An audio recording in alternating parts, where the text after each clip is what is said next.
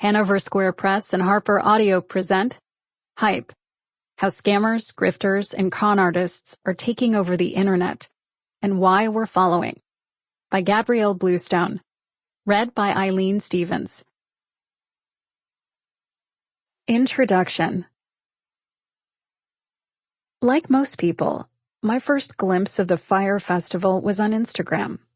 The slick commercial venture exploded onto America's social media feeds in December of 2016 as hundreds of verified influencers, blue-check Instagram celebrities with tens of millions of combined followers, started posting the same ambiguous burnt sienna square, suggesting their fans #JoinMe by purchasing tickets to the mysterious event.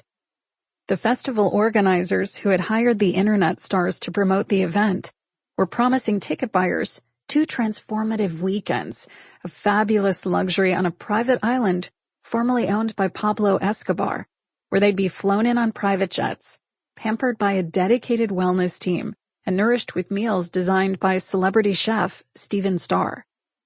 A follow-up commercial, a medley of half-naked 20-something models interspersed with stock footage of other music festivals, subsequently went viral, and Vogue immediately deemed it the supermodel antidote to the winter blues, recommending the festival as a way to preemptively fix that Coachella FOMO. Vogue has since edited any references to Fyre from the piece, though it lives on in the URL. That was enough for me to know as a consumer that the event wasn't for me, and as a journalist, I probably would have let the whole thing pass me by had a guy I had gone to high school with not put together his own little Instagram commercial on his private account, flaunting his VIP Artist Pass wristbands and outlining, slide by slide, all the outrageous amenities guaranteed by the festival organizers. Suddenly I felt anxious. Was I about to miss the party of a lifetime? I clicked the link to find out. What I found there made no sense. The site was offering 250,000 ticket packages with yachts and private chefs, yet it looked like it had been designed in a high school coding class. The text promised slick, intoxicating luxury beyond comprehension, but outside of a commercial shoot interspersed with obvious stock footage, there were no photos to back any of it up.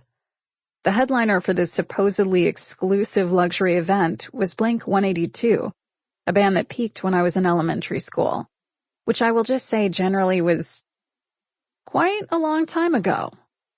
Now I was extremely interested, but not for the reasons Fyre Media CEO Billy McFarland and his cohorts were hoping.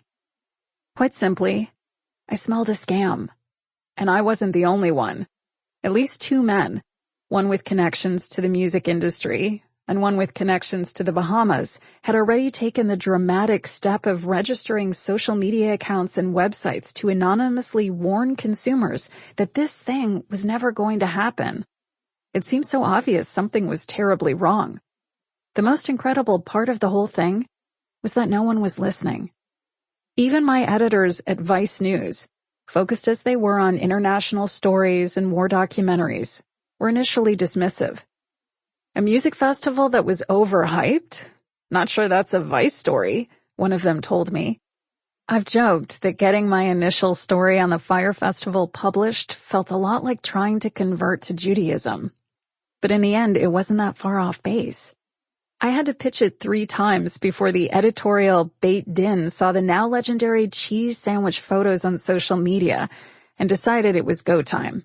And even then, they only allowed me to cover it in text, rejecting requests to send a Vice News Tonight camera crew to the island to capture the disaster in real time.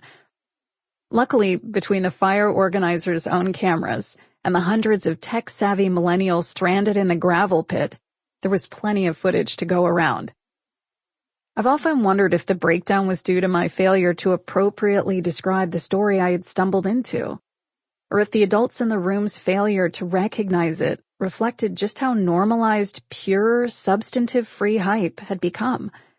After all, Fyre's influencer blitz had yielded immediate returns on social media, which triggered national press coverage, which gave the whole endeavor a patina of legitimacy.